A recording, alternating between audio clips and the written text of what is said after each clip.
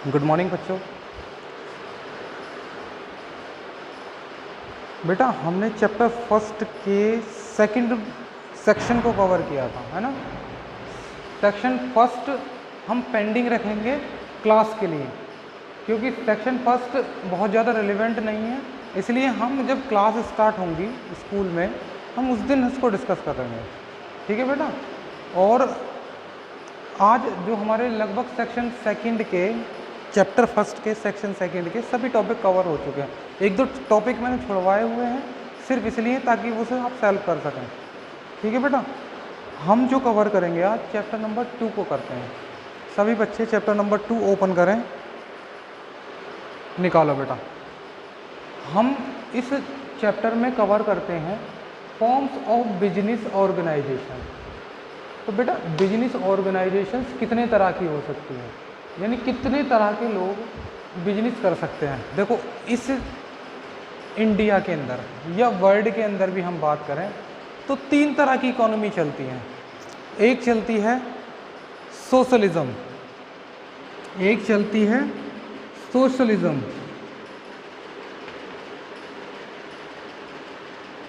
है ना, पढ़ा होगा इसके बारे में। एक चलती है कैपिटलिज्म,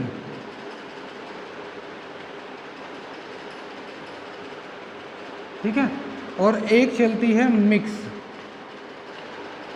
ये 3 तरह की इकोनॉमी होती है, यानी इकोनॉमी जो होगी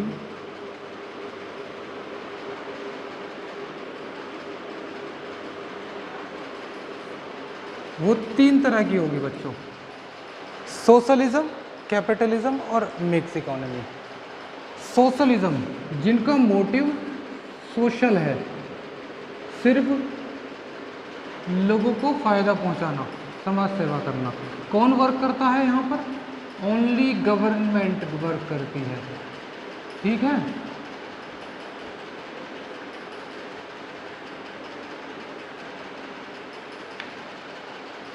ठीक है,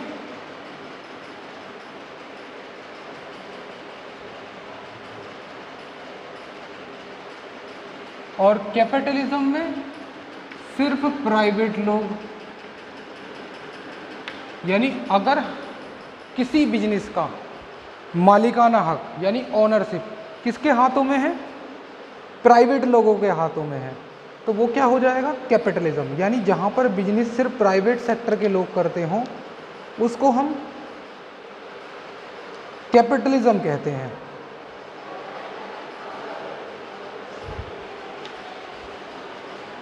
है ना। जहां पर गवर्नमेंट का मालिकाना हक हो, जैसे कोई बिजनेस है इंडिया के अंदर, अगर सिर्फ गवर्नमेंट ही बिजनेस करती है, प्राइवेट लोगों के लिए बिल्कुल रेस्ट्रिक्शन है, कोई नहीं करेगा, तो क्या है? सोशलिज्म चलता है हमारे यहाँ पर। लेकिन अगर सिर्फ प्राइवेट लोग ही वर्क करते हैं तो क्या होता है? कैपिटलिज्म होता है। लेकिन अगर दोनों करते हैं, मिक्स, ये भी और ये भी, इंडिया के अंदर कौन सी इकोनॉमी चलती है?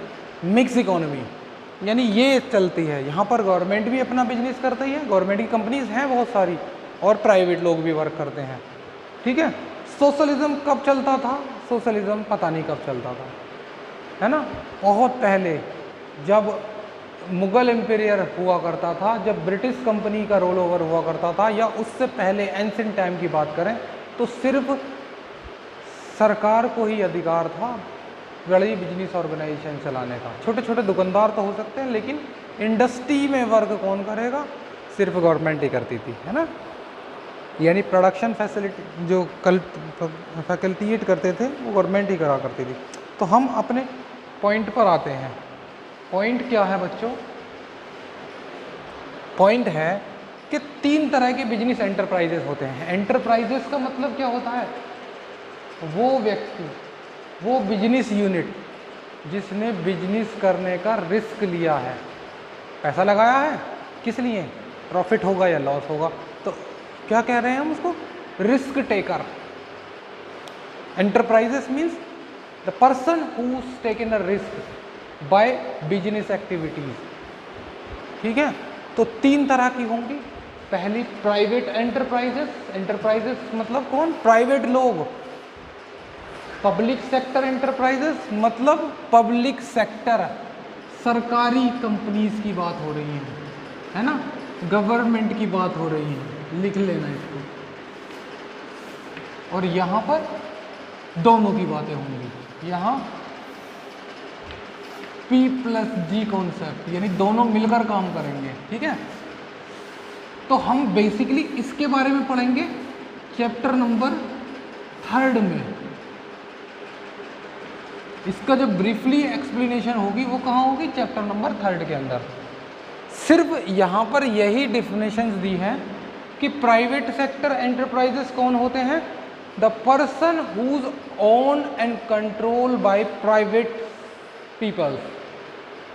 कौन सी कैटेगरी में, प्राइवेट सेक्टर में। पढ़ो definition, the business enterprises which are owned and controlled and manage, यानी ओन्ड का मतलब मालिक है, कंट्रोल का मतलब जब मालिक है तो कंट्रोल किसका होगा भाई, यानी उस पर अधिकार किसका है, कंट्रोल किसका है, प्राइवेट लोगों का। और उसको चलाते कौन है, मैनेज कौन करते हैं, प्राइवेट लोग ही करते हैं, ठीक है। By private individuals are known as private sector enterprises. कौन कौन से होंगे इसको ब्रीफली पढ़ेंगे इस चैप्टर के अंदर, है ना। तो फिलहाल मैं इसकी डेफिनेशन दे देता हूँ, इसको तो डिफाइन करेंगे ही हम। पब्लिक सेक्टर का मतलब the business enterprises which are owned, control and manage by central government या स्टेट गवर्नमेंट, कोई सी भी गवर्नमेंट हो, दोनों ही हो सकती है। इंडिविजुअल सेंट्रल भी हो सकती है, इंडिविजुअल स्टेट भी हो सकती है, ठीक है। तो उसे क्या कहते हैं हम, पब्लिक सेक्टर एंटरप्राइजेस, यानी सरकार की बात हो रही है। और यहाँ पर दोनों मिलकर कर रहे हैं जॉइंटली, ठीक है बेटा। ये थी हमारी इन दोनों की डेफिनेशंस।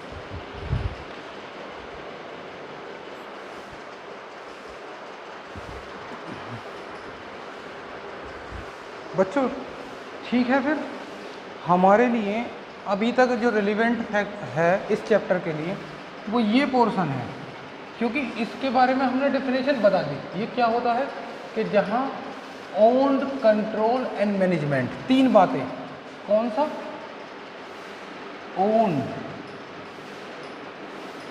कंट्रोल एंड मैनेजमेंट, किसके हाथ में है। अगर इसके हाथ में है तो प्राइवेट, गवर्नमेंट के हाथ में है तो गवर्नमेंट, दोनों के हाथ में है तो जॉइंट।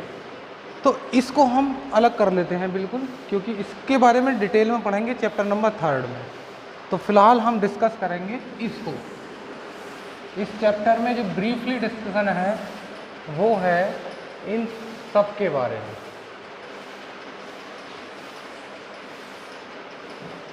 सबसे पहले हम कवर करते हैं सोल प्रोप्राइटरशिप को। क्या है सोल प्रोप्राइटरशिप, इसकी जो कैरेक्टरिस्टिक होंगी वो हमें पहचानते हैं, यानी एक ऐसा बिजनेस जिसको हम कह सकेंगे दैट इज सोल प्रोप्राइटरशिप। किसको कहेंगे, सबसे पहली बात कि अगर कोई व्यक्ति मिस्टर ए, देखो मैं एग्जांपल ले लेता हूँ इसका, ये लो, मिस्टर ए ने एक बिजनेस स्टार्ट करा,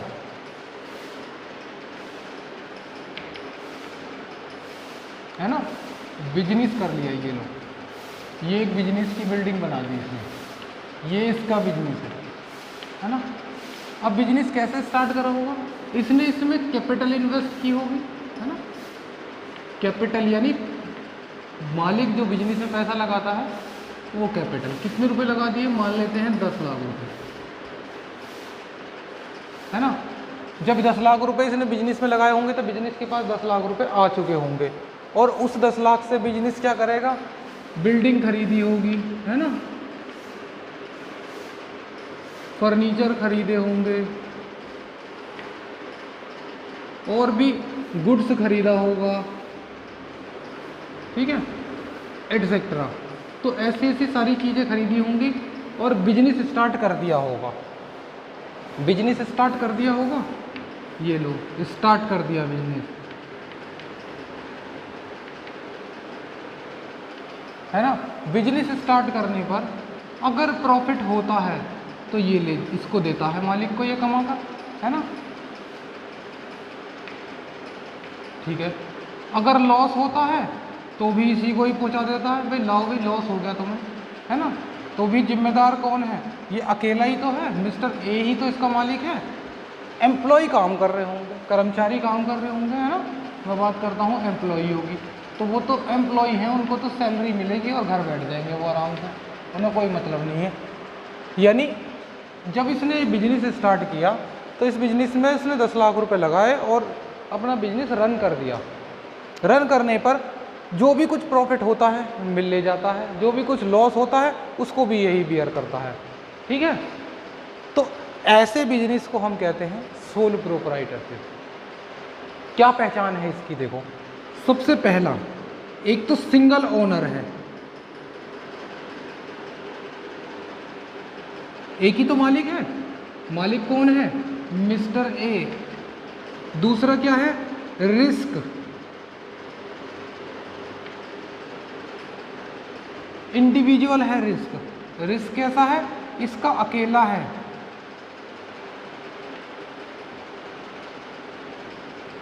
यानी रिस्क क्या, प्रॉफिट और लॉस का रिस्क, चाहे प्रॉफिट हो या लॉस हो इसका अपना है, ठीक है। तो ऐसे ऐसे कैरेक्टरिस्टिक हैं सोल प्रोप्राइटरशिप के। मतलब सोल प्रोप्राइटरशिप का मतलब सिंगल ओनर बिजनेस, जहां पर एक ही मालिक हो, ऐसे बिजनेस को हम कहते हैं सोल प्रोप्राइटरशिप। पढ़ो फीचर, देखो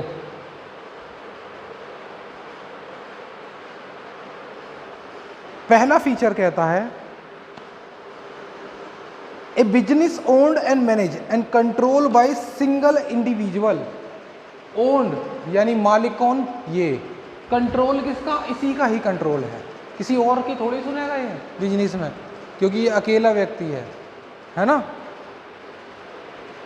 अगर दो व्यक्ति मिलकर काम करते तो सोल प्रोप्राइटर नहीं होता, दो से ज़्यादा काम कर रहे होते तो भी सोल प्रोप्राइटर नहीं होता। सोल प्रोप्राइटर के मतलब अकेला व्यक्ति ही काम कर रहा है, मालिक जो है वो अकेला है, ठीक है। और आगे कहते हैं द सिंगल ओनरशिप, पहला फीचर है single ownership. The sole proprietorship form is owned and bye single individual only, है ना। All the capital is supplied by single individual, यानी सारा पैसा जो लगाया गया है वो किसका है, सिंगल इंडिविजुअल का। दूसरा फॉर्मेशन एंड क्लोजर, पहली बात तो जब इसने बिजनेस स्टार्ट करा होगा तो पैसा इसका, इसको किसी से फालतू सुनने की जरूरत नहीं है, ना ही किसी के रोके से ये रुकेगा। कब रुकता है, जब वो किसी से पैसे लेकर काम करे, तो जिससे पैसे लेकर काम कर रहा होगा उसकी सुननी भी पड़ेगी, है ना। दो व्यक्ति मिलकर काम कर रहे हैं, ए और बी, ठीक है, मानो ए और मिस्टर बी काम कर रहे हैं, तो पहली कंडीशन तो ये सोल प्रोप्राइटरशिप नहीं हुआ। दूसरा क्यों नहीं हुआ, इसके जो फीचर हैं सिंगल ओनर वाले वो ओवर रूल्ड हो चुके हैं। दूसरा फीचर जो कहता है फॉर्मेशन एंड क्लोजर, यानी जब ये बिजनेस स्टार्ट करेगा तो ये कैपिटल अकेला नहीं लगाएगा, दो जने मिलकर लगाएंगे, ये भी फीचर नहीं होता। तीसरा, जब इसको इसके साथ बिजनेस करना है तो इसकी भी सुननी होगी, इसको इसकी सुननी होगी। तो सिंगल ओनरशिप का फीचर क्या है, अपनी ही सुनानी, किसी की सुननी नहीं, है ना, इसका ही बिजनेस। दूसरा प्रॉफिट दोनों बांटेंगे, सिंगल ओनरशिप में तो अकेला रखता है प्रॉफिट, लॉस भी अकेला रखता है, तो मैं इसको रफ कर दूँ, यानी एक ही मालिक है। तीसरा है कि जब भी हम सोल प्रोप्राइटरशिप बिजनेस स्टार्ट करते हैं तो उसके लिए लीगल यानी कानूनी फॉर्मेलिटीज़ ज़्यादा नहीं पूरी करनी होती, बेसिक जाकर बिजनेस स्टार्ट कर सकते हैं, एक लीगल सर्टिफिकेट ले सकते हैं, है ना। लीगल सर्टिफिकेट ले लिया जाता है व्यापार मंडल, यानी बिजनेस ऑर्गेनाइजेशन, रजिस्ट्रेशन कराओ और काम शुरू।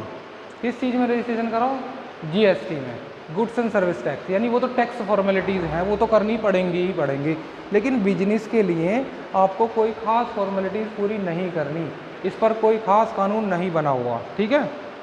There are no legal formalities required to start या क्लोज द प्रोप्राइटरशिप फॉर्म, यानी ऐसे बिजनेस को बंद करने और शुरू करने के लिए कोई ख़ास फॉर्मेलिटीज़ नहीं करनी पड़ती, और ना ही इस पर कोई कानून बना है। अभी आगे हम पढ़ेंगे, इस पर कानून है, इस पर कानून है, इस पर कानून है, लेकिन इस पर कानून नहीं है, ठीक है, समझ में आ जाएगा अगले उसके साथ में। There is no separate legal law governing this form of business, यानी अगर हम कंपनी स्टार्ट करते हैं तो इसके लिए एक कानून बना है कंपनी एक्ट 2013।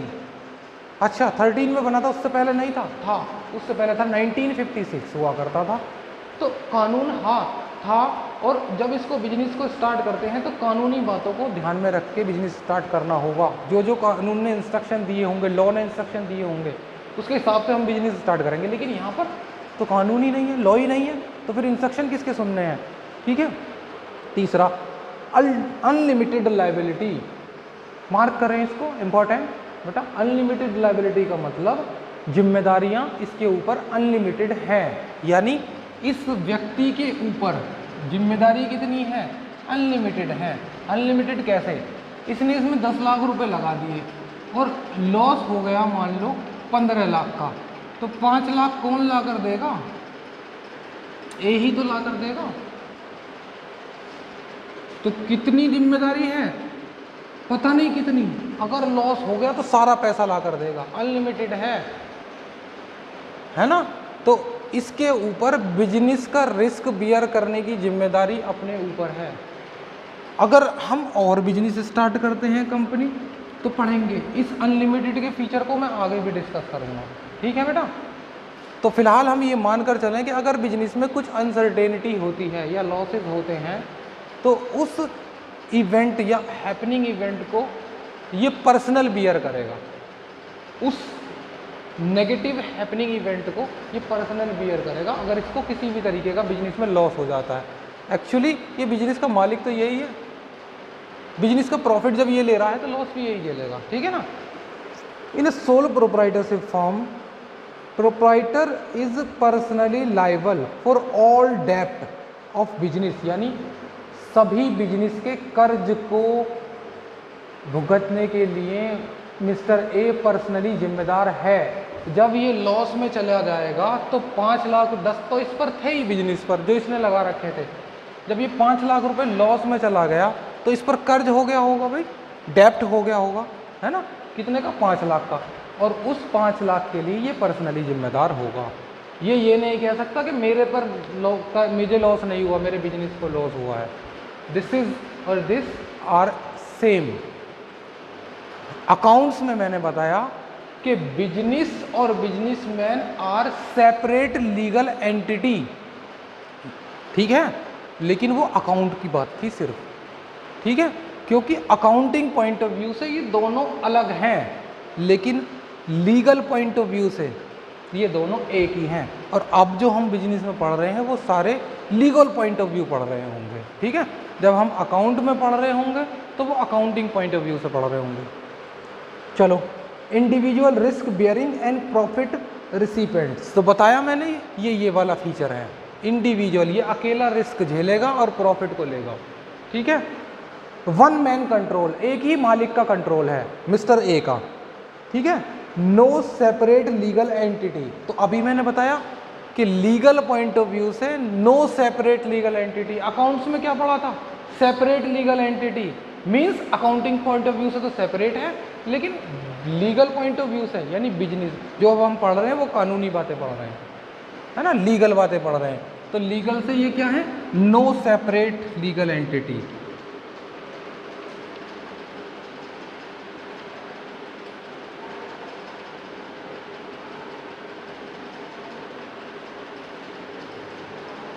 ठीक है, ये दो हमारे factor, unlimited liability,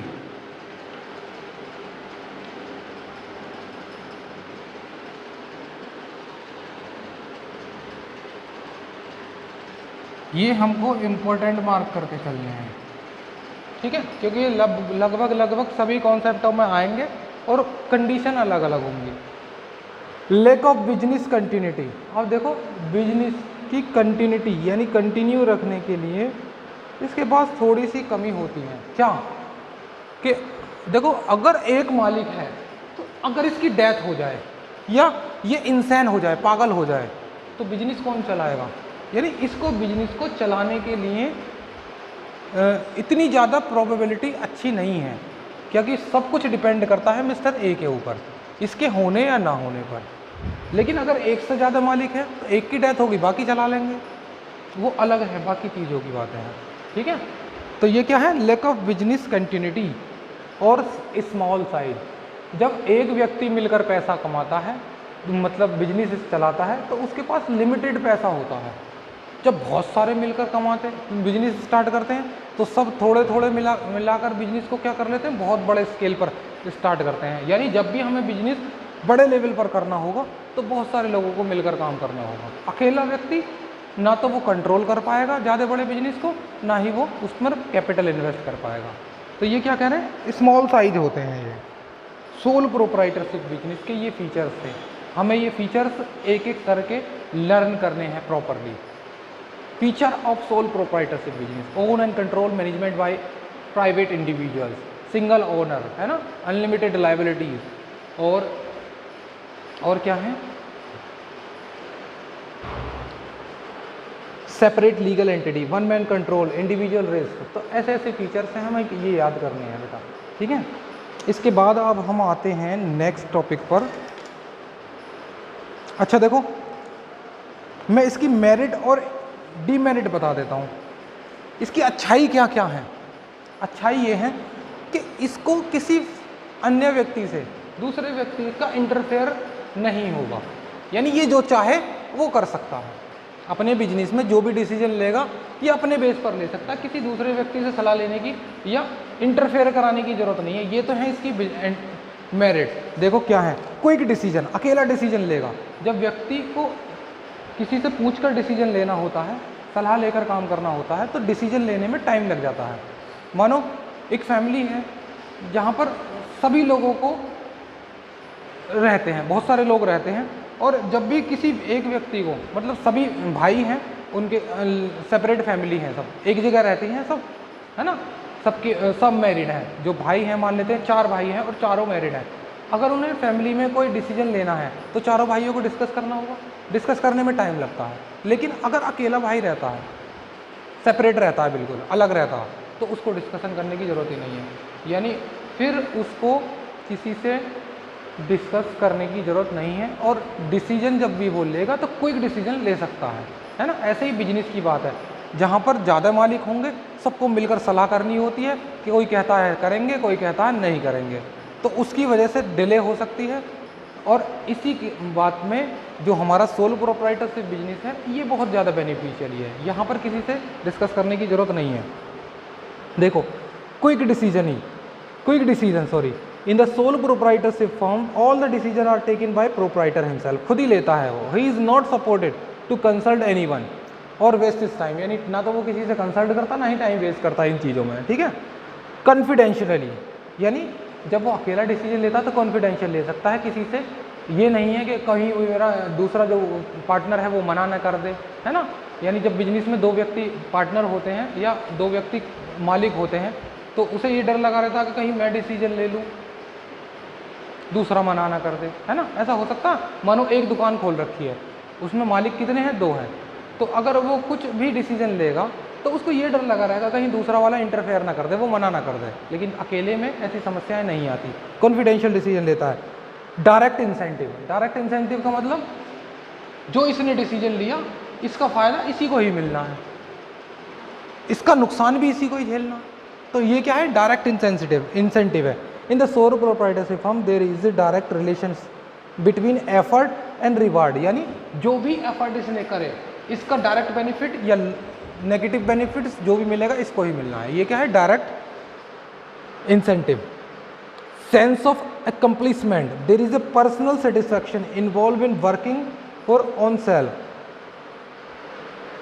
The success of business is not only contribute to self satisfaction but also instills in the individual a sense of accomplishment and confidentiality. देखो क्या कहता है ये,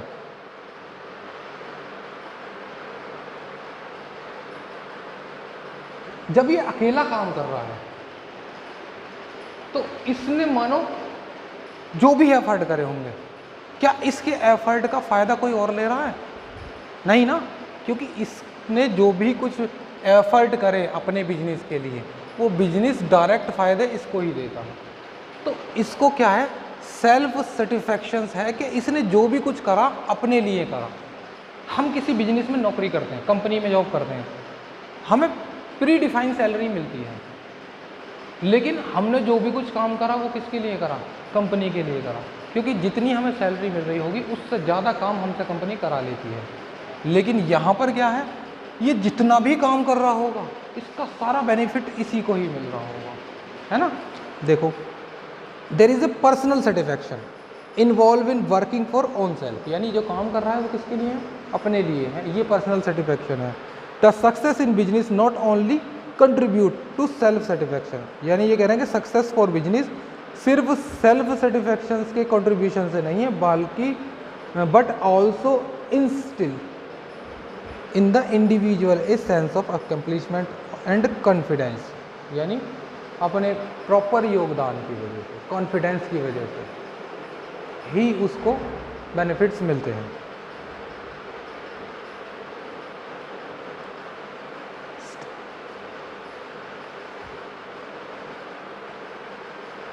easy to form and dissolve, यानी ये कह रहे हैं कि बिजनेस स्टार्ट करना, फॉर्म का मतलब बिजनेस शुरू करना, बनाना, और डिज़ोल्व करना, उसको ख़त्म करना आसान है। और बुराइयाँ क्या हैं? बुराइयाँ ये हैं कि जब भी हम बड़े स्केल पर बिजनेस करना शुरू करेंगे नहीं कर पाएंगे, जब भी हम बड़े स्केल पर बिजनेस करना चाहेंगे नहीं कर पाएंगे, क्योंकि पैसा कितना होगा? लिमिटेड। अकेला ही तो पैसा लगा रहा है ना। देखो, लिमिटेड रिसोर्सेज, रिसोर्सेज कितनी है? लिमिटेड है, कम है। ज़्यादा लोग होते हैं तो ज़्यादा रिसोर्सेज हो जाती है। Limited life of business, life कितनी है? लिमिटेड है। कितनी लिमिटेड है? इसकी लाइफ के बराबर। जहाँ ये ख़त्म ये भी ख़त्म, ठीक है। अनलिमिटेड लायबिलिटी, यानी लायबिलिटी अनलिमिटेड, ये बुराई है इस बिजनेस की। यानी अगर बिजनेस ज़्यादा लॉस में ले गया तो इसको भी डुबो देगा, बिजनेस डूब गया तो ये भी डूब जाएगा, ठीक है। लिमिटेड मैनेजरियल स्किल, अब इसको देखो, एक फ़ायदा था कि ये जो भी कुछ कर रहा था उसका डायरेक्ट बेनिफिट इसको मिल रहा था, लेकिन मान लेते हैं इसके पास पैसा है, टैलेंट नहीं है, तो सिर्फ पैसे का ही इस्तेमाल कर पाएगा, टैलेंट का कहाँ से कर पाएगा? अगर ये दो व्यक्ति होते, एक के पास पैसा होता, एक के पास टैलेंट होता, तो ये व्यक्ति दूसरे का टैलेंट का बेनिफिट भी लेता और दूसरा जो है इसके पैसे का बेनिफिट भी लेता, यानी दोनों को लगाकर हम बिजनेस को रन कर सकते थे। लेकिन अब जो है वो सिर्फ अपने ही स्किल का फ़ायदा ले सकता, कुछ और नहीं कर सकता। मैनेजरियल स्किल, यानी अपने ही मैनेजरियल स्किल को बेनिफिट कर सकता है, ठीक है। करें इसको जल्दी से नोट।